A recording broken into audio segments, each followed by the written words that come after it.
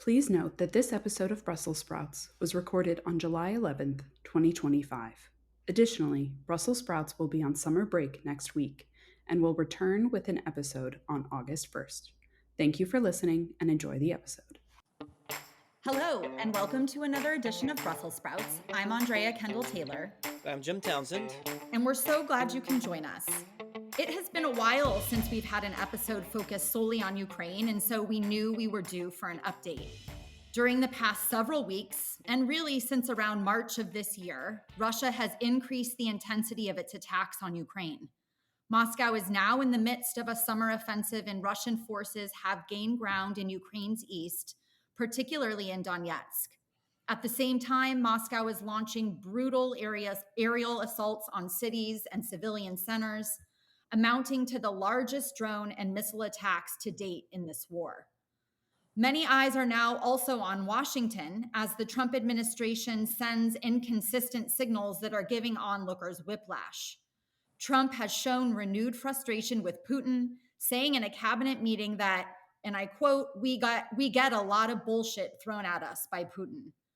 Trump also ended the Pentagon-led pause on weapons transfers to Ukraine, and even going a step further with media reporting that Trump will use the presidential drawdown authority to send new weapons to Ukraine, and that Trump has agreed to sell weapons to Europe that they can send on to Ukraine, although at the time of this recording, the details on those reports remain murky.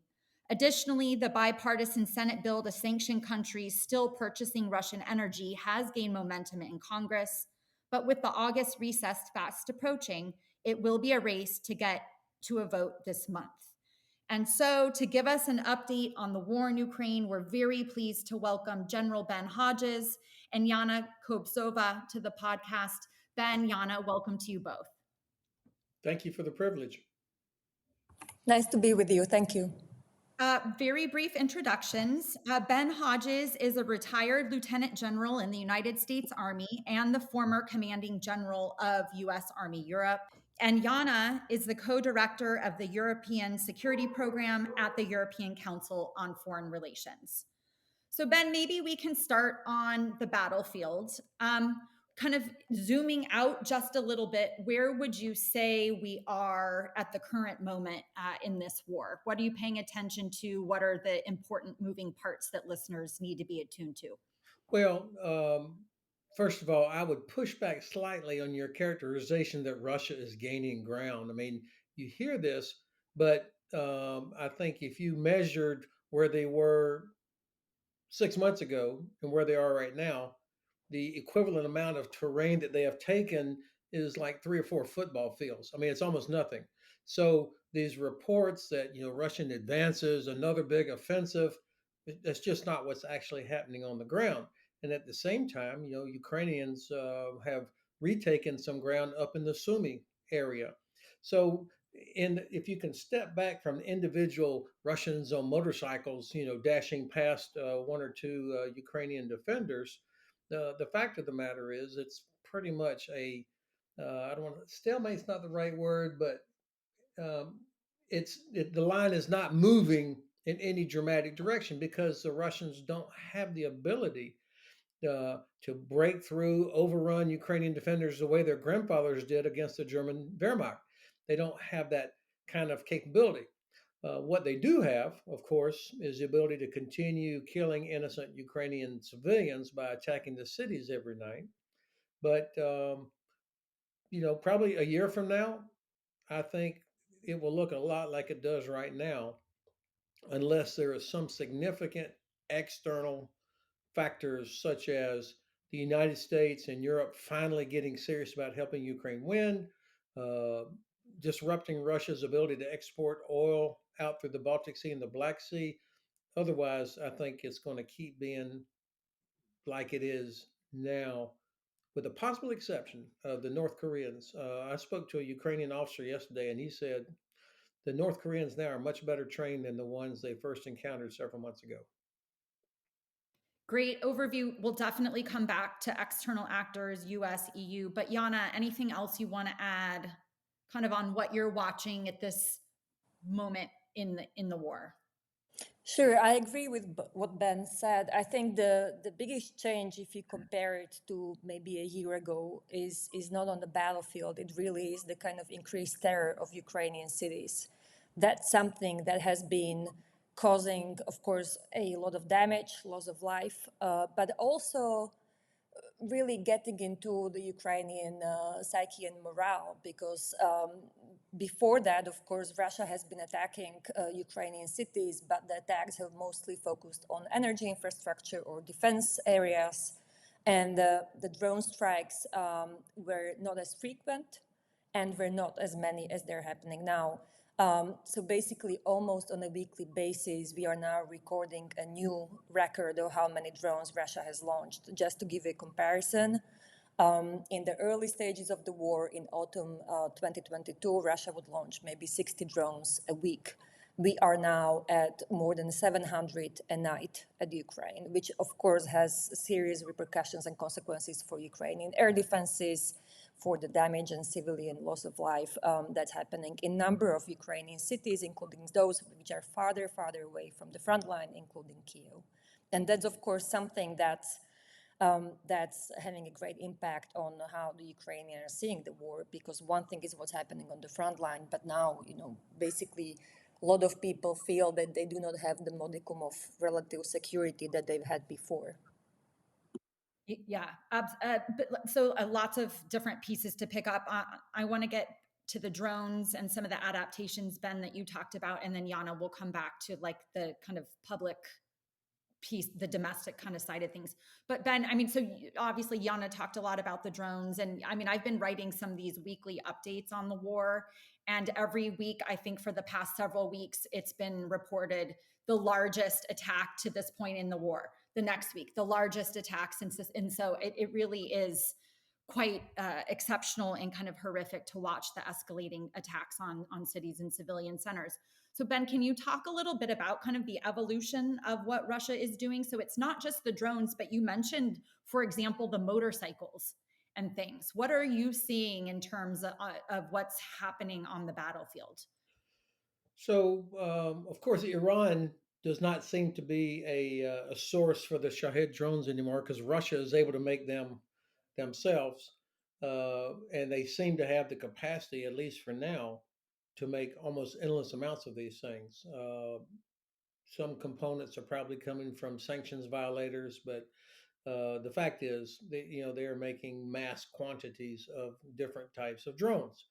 So, how do Ukrainians deal with this? Well, first of all, on the battlefield, you've got the full range of kinetic as well as jamming assets that are out there to try and disrupt or degrade the effects of drones.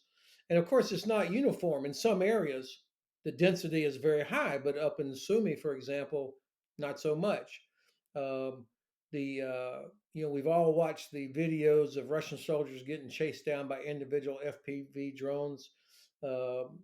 Ukrainians and probably some Russians too are carrying shotguns now. So for kind of like digital hand-to-hand fighting, if you will, where for the last minute when that drone gets there. So this officer with whom I spoke is an old friend of mine. He says there's a guy with a shotgun that follows him everywhere, just for that last before it hits him. What a Personal air defense.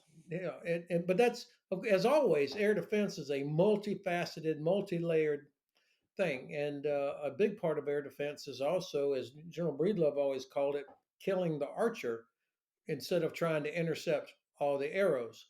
And so I would anticipate we're going to see more and more attacks like we did the other day, where the Ukrainians destroyed one of the plants that makes drones. I think those things are going to get more and more attention, as they should.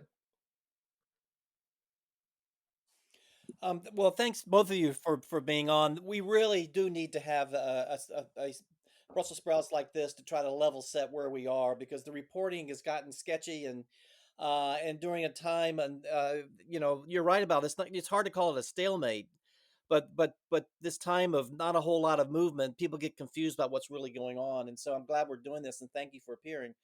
One question is, Putin in the past certainly has put a lot of eggs in the basket of the Europeans are going to get tired of supporting Ukraine. The Americans are going to get tired. They're not going to want to put money and assistance in.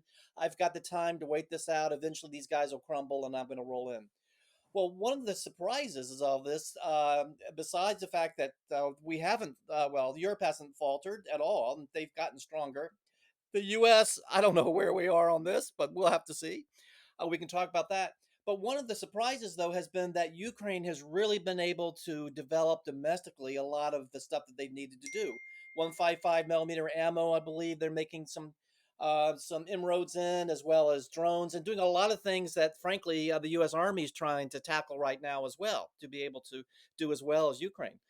But I wanted to ask about that. Do I have that right? Are we seeing a trajectory that actually is in terms of supplying Ukraine with what they need to survive? That in fact that trajectory has gotten better because Europe has been able to do more. Ukraine's been able to do more itself. Maybe the U.S. is going to come along. I don't know, but this idea that Putin had that he could wait them out and that he would roll in, that maybe that's not going to be working as well as he thought. Not just because of the Europeans, but because of the Ukrainians themselves. They're not making Patriot missiles, at least not that I've seen yet, or launchers, but and so there's some things that they're probably not been able to do. But what's the trajectory that Ukraine is on now in terms of their assistance?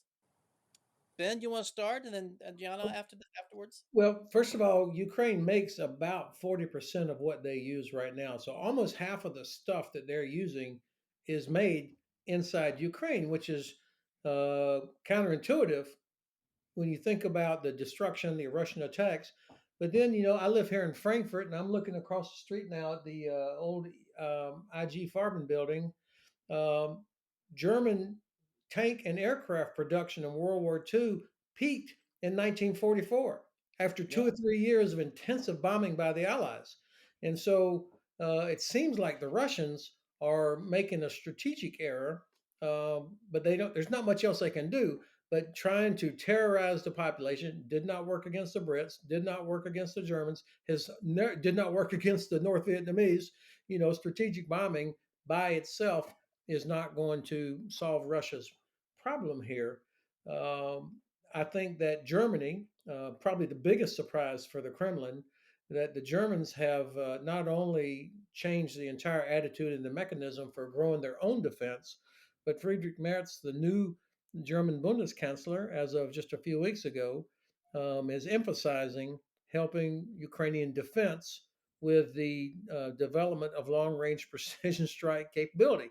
So even though he's under pressure in Berlin about providing Taurus, and I hope that comes around, but he is moving forward with providing technology and capabilities to give Ukrainians the ability to make their own long range strike. And just this earlier this week, he spoke to the Bundestag and he said, diplomacy, we've tried everything with the Russians, every flavor of diplomacy, that ain't working. And so I think this is going to be a significant change that the Kremlin absolutely did not anticipate. Yeah, just to add on what Ben said, I fully agree. And I think going back to your question, Jim, I think the trajectory looks much better than it did 2 years ago. Besides the kind of 40% sufficiency of things that are produced in Ukraine, there is much more European investment in Ukraine's defense sector than we've seen ever before. Funnily enough, or ironically enough, it's the European Union that's now the biggest public investor in Ukraine's defense sector. Right. And part of that money is actually coming from the windfall profits from the Russian assets, which are held in Europe. And that is something that we're going to be seeing much more often, I think, partly because it makes perfect sense from the perspective of European security. But increasingly, many more member states in the European Union see that as a win-win solution and situation, utilizing Ukraine's ability to innovate and, whatever is invented, it's immediately tested on the battlefield. So the cycle is much shorter than what you're seeing in the West. And that's something that is obviously attractive, not just for the government, but also for defense sector. So we have seen a very big shift from kind of donations and emptying of the military warehouses of different European states and the US in the early stages of the war to coming back to kind of cooperation, joint production, different kind of investments which are utilizing the things that Ukrainians are making. Having said that, I think there's still, and I'm not a military specialist, so I would leave that to the General Hodges, but there, of course, still things and capabilities Ukrainians are not able to produce. That goes to some of the air defense platforms, such as Patriots, which are very important for Russian ballistic missiles shot at Ukraine. And of course, the other gap remains the intelligence, surveillance, and reconnaissance gap. That is something the European countries are partly capable of providing, and of course, Ukraine has its own capabilities, but it's not measurable or comparable to what the US is providing at the moment. So I think you were talking about how much of that is going to be provided by the US. I think the main concern in Ukraine at the moment is really about this kind of important several capabilities, which are just so difficult to replace in the short term by anything the Ukrainians or Europeans are making. Yeah. But Jana, talk a little bit too. So obviously the weapons piece is a huge, critical, fundamental piece, but also there's the manpower issue, I think, is one issue that we've heard at least repeatedly raised in media as one of the key shortfalls that Ukraine has. And to get back to your earlier point about kind of the public morale and will to continue given these horrific attacks that they're now having to withstand. I know you do quite a lot following public opinion and public attitude. So maybe touch on those two pieces also, which is obviously an important part of the staying power. Sure. I would preface what I'm going to say by agreeing with Ben when he said that Russia has not been able to bend the public opinion in other countries which they bombed before. And I think that despite the fact that there is a shift, that shift is not the result of Russia's bombing campaign. That shift is much more of an acknowledgement on the Ukrainian side that there would need to be some sort of a negotiated solution, that an immediate full victory of Ukraine against Russia and expelling Russians from all of their territory is not going to happen anytime soon. That is just a matter of fact, which is increasingly reflected in recognition in the public opinion as well. That's first. What has also changed is Ukrainian attitudes to a potential ceasefire. For more than 3 years, this was something which I think Ukrainians, for very wrong reasons and for their own historical experience, there had been ceasefires with the Russians before. Between the early stage of this war in 2014 and the outbreak of the full-scale invasion, we have seen more than 20 different ceasefire agreements which were broken. So their concern was that if there is just a ceasefire, they had a concern whether Russians would actually agree to it, and B, if that happens, whether that wouldn't just mean that in Western minds and public opinion, the war will have ended, the support for Ukraine will have ended, and Ukraine will be left to its own devices, unprepared for the next attack. That has shifted, especially since the US presidential elections. The new administration of Donald Trump has made it very, very clear that they want this war to end. And after several not completely smooth meetings, including the one in February in the Oval Office, I think the Ukrainian leadership has come around to the idea that they're open to a full and unconditional ceasefire. And that is also something that is increasingly supported by the Ukrainian public. You can see it from all the opinion polls that are being published. The last thing I'm going to say is that the attacks are having an impact. More people are thinking about maybe leaving the big cities for summer, seeing what that might happen, maybe relocation within the country.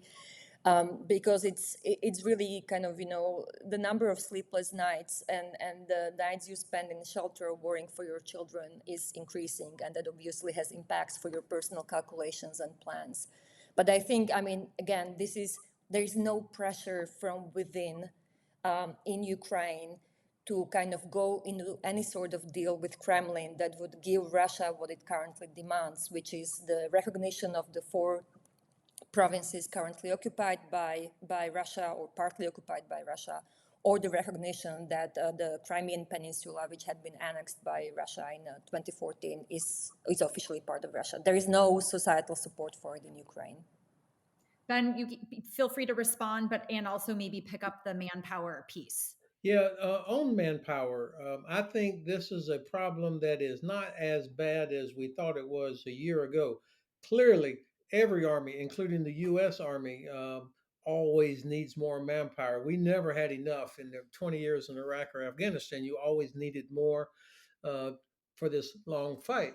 But we're seeing it looks like the Ukrainians are being more willing to use women in a wider range of combat roles. I mean, basic infantry type stuff, not just in maybe in traditional roles. So I always thought this would be one of the solutions. You've got hundreds of thousands of women that are military age that are ready to go out and kill Russians, and so why are you not training them? So it feels like that's happening. Um, I think the government still has the burden on it to regain the confidence of families that their son or daughter is not going to be sent into combat without being properly trained and equipped. And you could argue whether or not the structure they created too many brigades instead of making sure that the brigades they had were all filled and properly done. That's a forced development challenge that everybody's army goes through. But I think the manpower thing it's forever going to be a challenge, but it's not like apocalyptical like I thought it was. That's a hard word for somebody from North Florida like Jim. Um, Which the is why I don't use the word. the the thing that has been most frustrating for me since this whole thing started from the previous administration, I'm talking about, of course, not the beginning of the war in 2014, but from the large scale invasion, is neither administration has laid out the strategic objective. What what are we trying to accomplish? You know, negotiations are not an end state. Ceasefire is not an end state. What do we want the map to look like? The security environment in Europe to look like?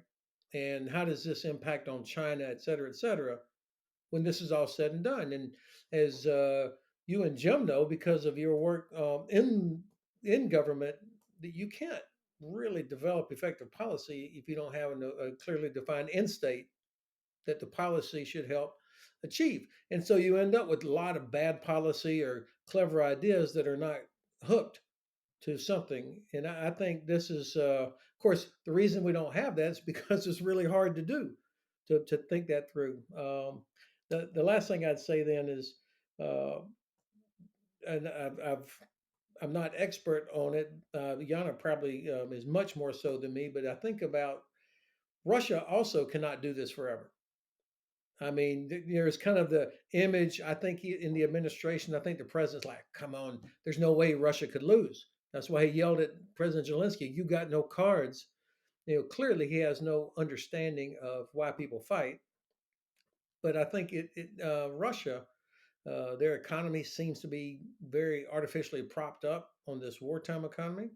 And if we were serious, and this might be the only time I disagree with Yana, of course Ukraine could actually win if we decided we wanted them to win and started doing what was necessary, such as disrupting Russia's export of oil through the Baltic Sea and the Black Sea, for example, so that they couldn't sell it to China and India.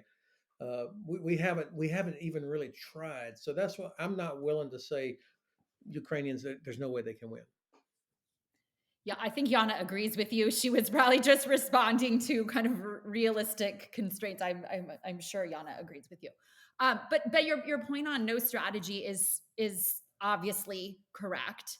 But like, not only do we not have a strategy, but I am having a hard time discerning, what's going on any given day. And we keep, and certainly the media seized a lot on the flip flops of, oh, we're best friends with Putin. Oh, wait, there was a good meeting with Zelensky. Maybe it's going to change. Oh, wait, Putin really is a good guy. And, and now we're back and the media has really seized on the, that, in the wake of the NATO summit, now Trump thinks that NATO is not a waste or a ripoff. It's not a ripoff. And now he's signaling there may be weapon sales and he's signaling openness to the sanctions package. I don't know that you'll have the answers, but how would you interpret what's happening currently in Washington? That's for you, Ben, as the American first. Okay. I was deferring to the superior Then intellect. we'll get to, because then I'm very curious about how it's being seen, from the rest of Europe, Jana, and also from Ukraine in particular. But Ben, you Yeah. do the tea leaf reading on the U.S. side. Well, the reason that you and all of the rest of us are having a hard time discerning what's going on is because the president seems to be motivated by transactional uh, forces rather than more traditional respect for sovereignty, respect for international law, helping allies, that sort of thing. Instead, the announcement that we're gonna allow European countries to buy Patriot and other things from us, and then allow them to give that to Ukraine. I mean, uh, while I'm thrilled at the possibility, still skeptical, but thrilled at the possibility that Ukraine may receive things that it needs, the way that that's being done is so distasteful, and but it'll get used by the administration to say, look what we did. We got those idiot Europeans to buy stuff from us, and it's helping Ukraine. So I'm the good guy, and it's good for American business, and on and on and on. And that doesn't sound like the foundation for a long-term strategy that brings about security and stability in Europe, which is in our interest because Europe is our biggest trading partner as a bloc. So America's economy depends on a prosperous Europe, which depends on stability and security. And of course, the Chinese, I think, are watching very closely to see, you know, uh, well, when Secretary Rubio said at the beginning, he said, "Well, Ukraine's going to have to give up some territory." I mean, that's his opening gambit of negotiations. Uh, so the Chinese will have learned from that. Okay, this administration appears flexible on the sovereignty sort of issue. Now, the last thing I'd say is the reason it's hard to also a reason it's hard to understand is all the normal kind of tedious national security processes that you've all sat in the back or at the table of deputies meetings and et cetera, et cetera.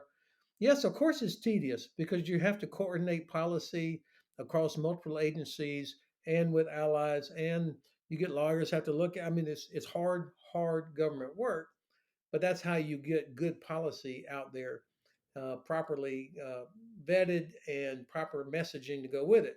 Instead of the president and everybody else hearing that, all of a sudden we've stopped sending weapons to Ukraine, which was a shock to all the administration supporters, as well as apparently to the president.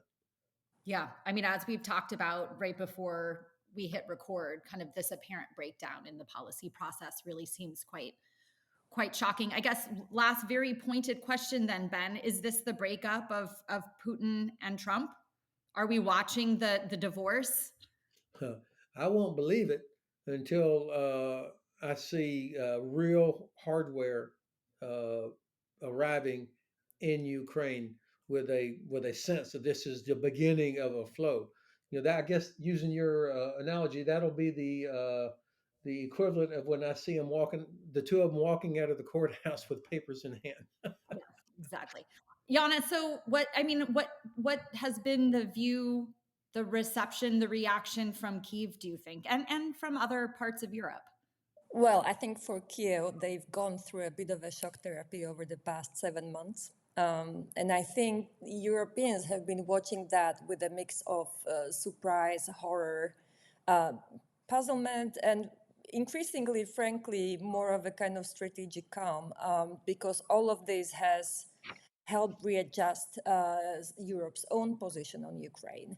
I think for the previous 3 years of this war, Europeans have often taken the lead from the Americans, and they've been waiting for that lead from Trump's administration, hoping that, being very skeptical about his promises to end the war in 24 hours or whatever the 100 days, but thinking maybe he can do something. Turns out that the thing that the Europeans have been telling the US side for a while, that if that war had an easy solution, it would have been done already, turns out to be true. That's first. Second, I think the Europeans are now kind of acknowledging that because there is so much uncertainty in the transatlantic relationship, not just when it comes to Ukraine, but also in terms of overall security partnership, overall trade partnership.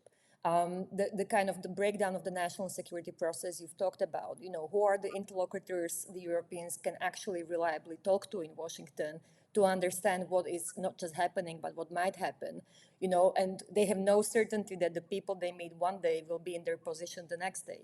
So it's very difficult, but all of that is kind of prompting the Europeans to think, okay, we need to step up right now, because in absence of a strategy on the US side, we still need to do something, because unlike the US, we don't have a sea or an ocean between us and Ukraine. Whatever's going to happen in Ukraine and Ukraine's security is going to have direct implication on our trading position, our security, migration flow of illicit weapons, all of that. And so increasingly, and I think Ben talked about it in the beginning, especially in Germany, it has been present in France for some time, with President Macron leading some of the more strategic thinking about what to do on Ukraine in absence of or agreement or partnership with the United States, but also London, Poland, of course. There is much more thinking about, okay, what are we doing, how we're doing it right now. And as we speak, we record on 11th of July. Just yesterday, there was a new meeting of the Coalition of the Willing, which is more than 30 member states and European countries, not just EU members, also NATO members, such as Norway, who are basically talking about two things. First, assembling as much military support for Ukraine right now, instead of just relying on the US, looking at what we can do, where can we purchase it? If it's from the US, great. If not, let's find it somewhere else. Let's get it to the battlefield as soon as possible to help hold the Ukrainians the battlefront.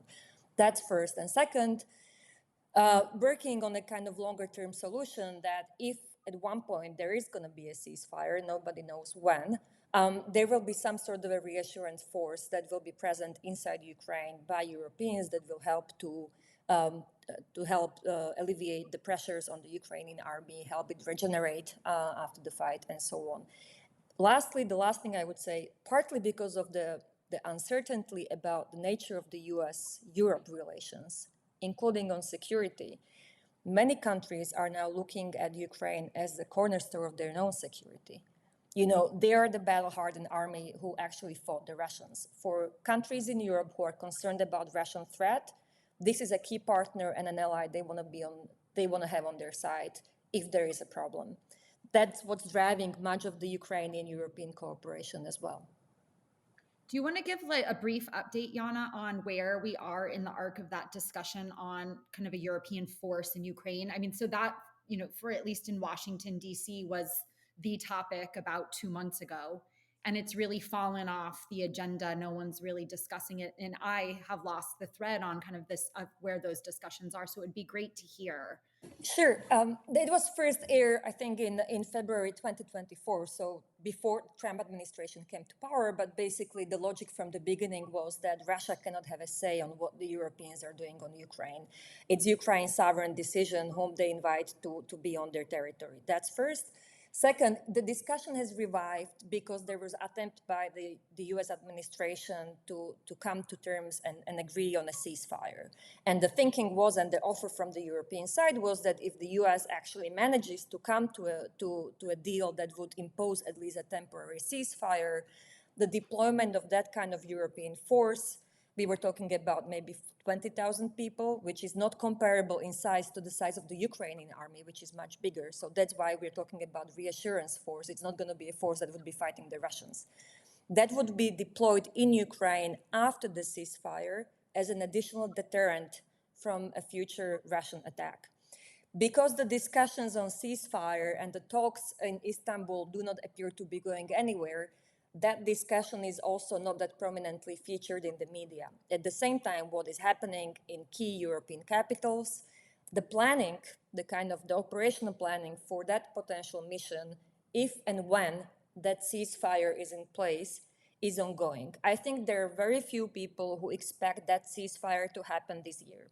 There are very few in Europe, there are very few in Ukraine, but the Europeans, and when I talk about the Europeans, it's not just the EU, it's also the Brits, the Norwegians, and others, want to be certain that once the time happens, we actually have a plan on what we're doing and how we are doing that. And that was what the meeting in Paris yesterday was about. The planning is ongoing, but I think in a way it's almost good that it's not that prominently in media. That means that the real work is actually ongoing. No, I agree with that and everything that you all have been saying. And just real quick on the ceasefire, and then I got a question. But on the ceasefire, I think listeners shouldn't get confused between a ceasefire and then negotiations on a treaty, because a ceasefire gives you a pause to begin to talk more sincerely and seriously about what the shape of the table is going to look like for a peace treaty negotiation, which could go on for years. That treaty, the ceasefire in this case with Ukraine is going to be difficult in and of itself to agree. The Russians have said they do not want to see any troops in Ukraine during a ceasefire, much less during treaty negotiations. They're very afraid that the Ukraine will reconstitute itself, and Ukraine's concerned about that with Russia too. So, getting to a ceasefire is going to be difficult, and then holding to it is going to be hard. And I think they.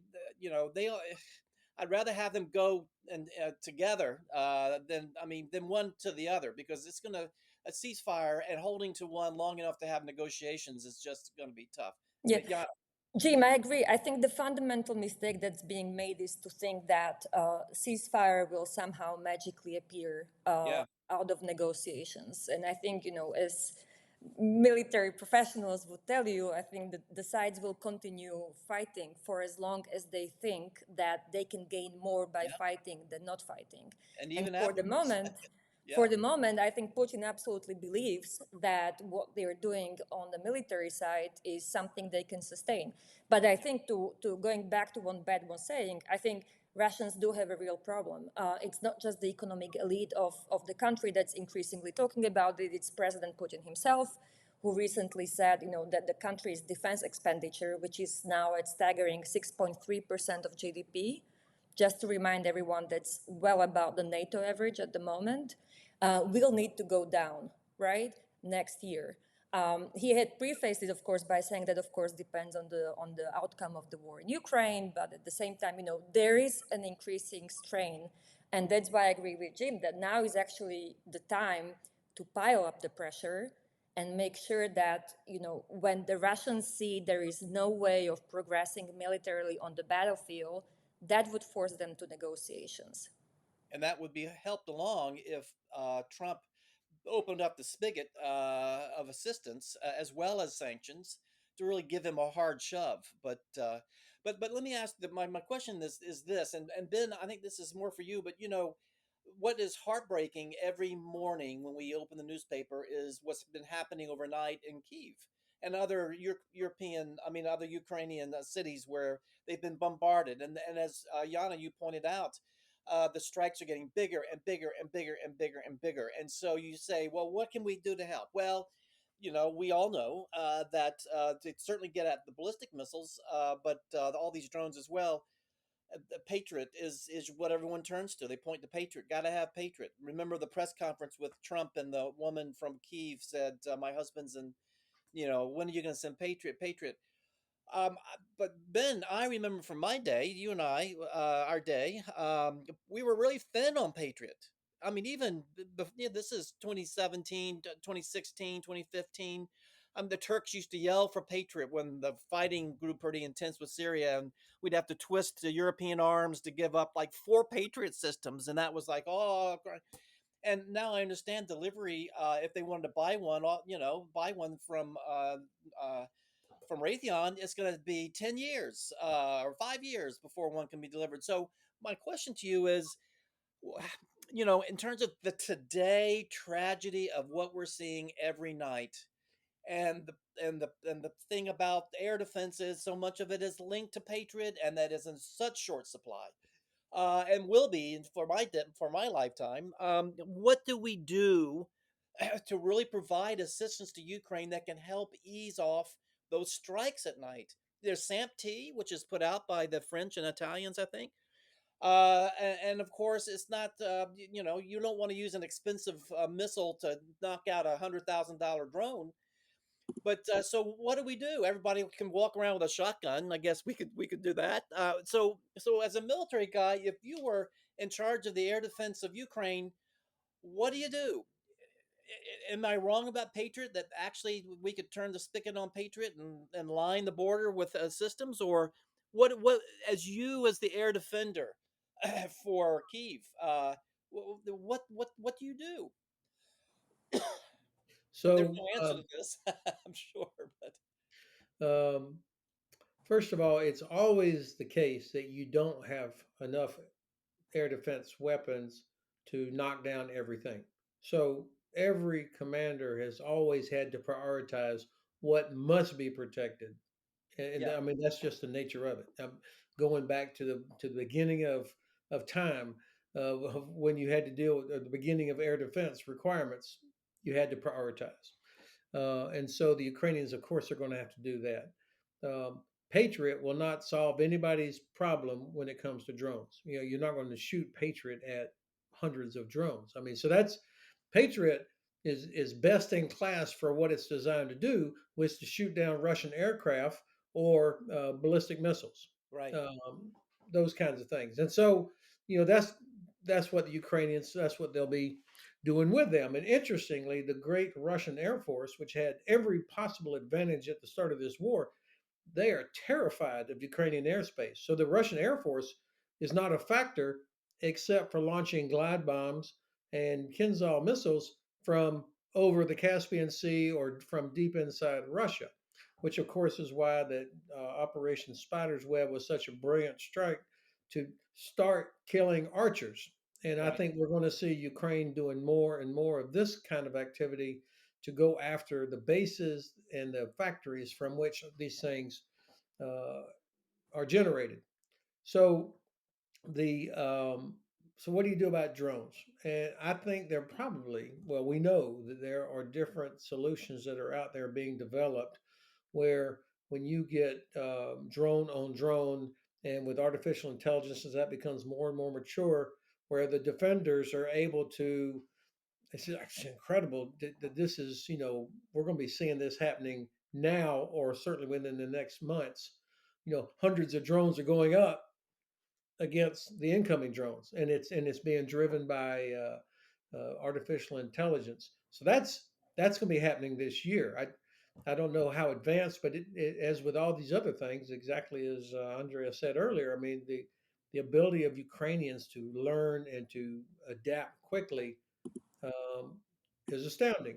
I was just So reading, Ben, too. They have the whole interceptor drone program. I think it's called Clear Skies program or something. And so their innovation on this front. So yeah, so rather than having to send up these horribly expensive air defenses to take on a couple, drones that cost a couple $1,000, they've now innovated so quickly to come up yeah. with these interceptor drones. It really is phenomenal.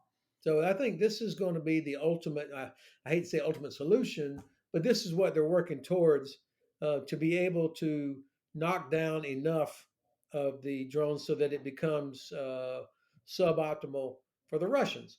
And the Ukrainians still have quite a bit of old their traditional air defense weapons that they're using against other things as well. So it's a combination of early warning, prioritization, and layers to Yeah, deal with the different types of threats. And it looks like, of course, we won't advertise it, nor should we, but it seems like that U.S. intelligence and others are still helping with identifying, hey, we just had bombers take off from Ingle Air Base. So at least that part is still happening. And of course, you know, in Great Britain during the Blitz, kids were sent out to the country. That was a norm. People, they didn't stay inside London or the other big cities. They sent their kids away, and right. in every German city here, like Frankfurt and Berlin, that were getting pounded by the Allies, of course they sent kids out to the country, and I think we're seeing some of that in Ukraine as well. If somebody has a relative or some way to get their kids at least out of the city, so there is no one thing that's going to ease the pain other than, you know, Russia saying huge mistake on our part. Sorry, we're out of here. Yeah. Other than that, it's going to be a series of things that have to be done, all of which are very expensive. Yep. I have a totally changing the topic, but I know we're getting a little bit short on time. And Jana, I wanted to be sure to ask you is what's happening kind of on the domestic political side in Ukraine. So more and more attention being given to what's happening inside. I think, just read an Economist article that was kind of going through a lot of recent changes with the removal of the deputy prime minister, the renewed attempt to take out the head of the intelligence services, Budanov. Lots of speculation about what Yermak is doing or not doing. In DC now, maybe having the changing of of the Ukrainian ambassador to DC. There's lots in flux, it seems like, in the domestic political system, and so I don't know if you can kind of just help us level set and understand what we're seeing on the domestic side of on the political front in Ukraine.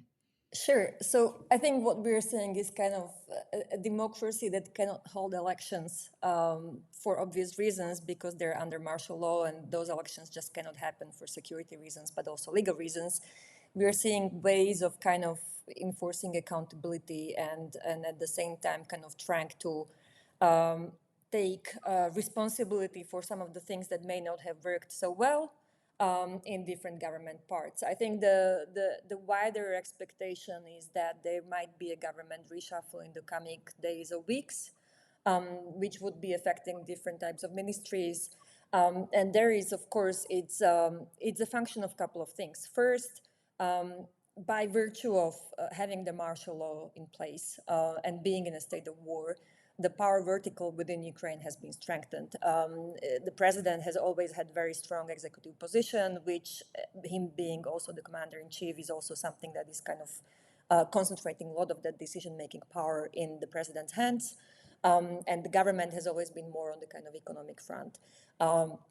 In absence of presidential elections, the one thing you can still do to change things is change some of the government ministries.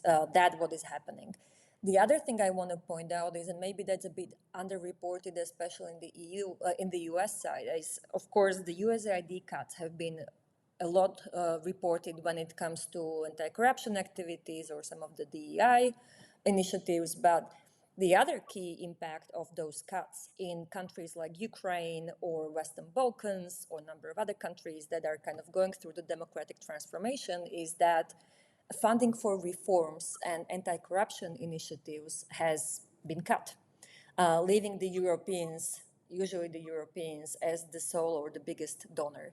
And that is having their implication, not just in terms of financial support for a lot of the civil society groups, but also the public accountability.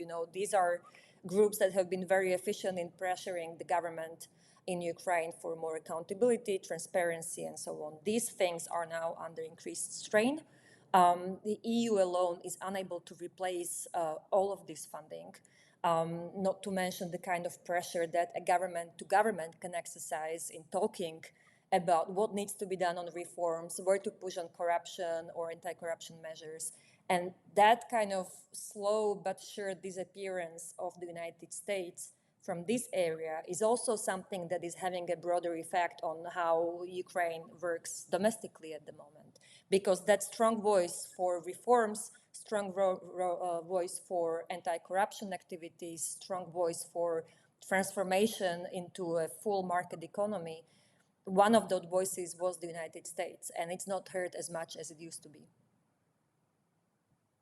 Yeah, very, very helpful and really important. I mean, the U.S. is faltering in just so many ways, and the USAID is another really important one. I think we're about at time. I want to thank both of you for doing this. I know we didn't answer all of the questions about where the U.S. is headed. I do sincerely hope that Trump has now figured out that Putin has been duping him all along and that this is a genuine change in direction. But Ben, as you said, I fully agree. We'll believe it when we see it and they're walking out of the courtroom with divorce papers in hand. But thanks very much for the update and helping us kind of understand where things stand. It's been really helpful. Yeah, thank you so much. It's great to see you all. Thanks for the privilege. Thank you for the invitation. Thank you for listening to another episode of Brussels Sprouts, brought to you by the Transatlantic Security Team at the Center for a New American Security. You can find all of our previous episodes wherever you get your podcasts. And please remember to rate and review Brussels Sprouts so that new listeners are able to find the show.